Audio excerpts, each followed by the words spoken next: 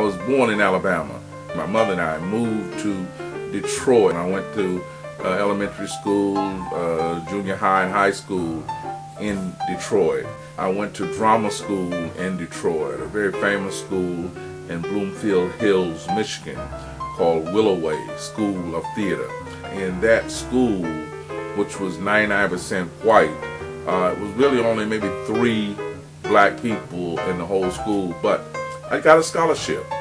You could not act on stage with white actresses. You could do monologues, from Othello, Emperor Jones, Green Pastures, stuff like that, So a group of us started our own theater downtown Detroit. The theater was called Concept East, and that was started in 1960. It was a huge success. One of the plays that we did at the theater was called Study in Color by the Reverend Malcolm Boyd, and that play toured across America as a benefit for the Episcopal Society for Racial and Cultural Unity. That play in 1963 ended up in New York to a very successful kind of run here in New York at St. Mark's Church in the Bowery.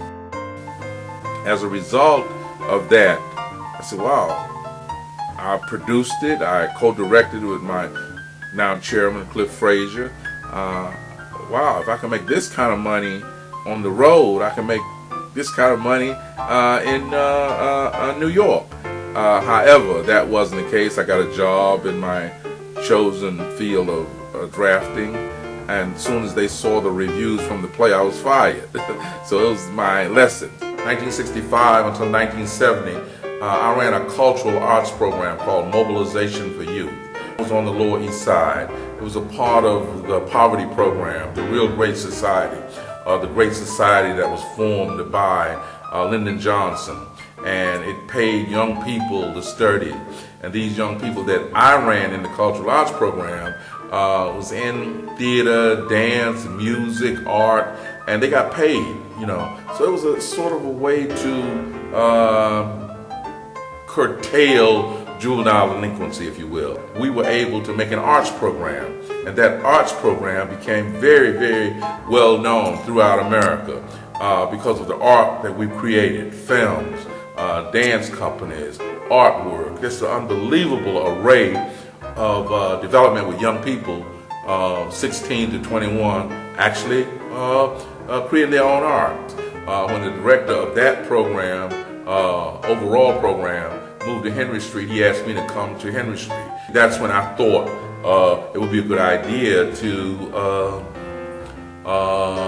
form a theater company rather than just a training program by itself. Now, once I got here, I studied acting with my mentor, Lloyd Richard. And I studied from maybe 1964, 65, 66 until I got a job as cultural arts director with Mobilization for Youth. In those days, it was very few actors working off Broadway of color that had degrees.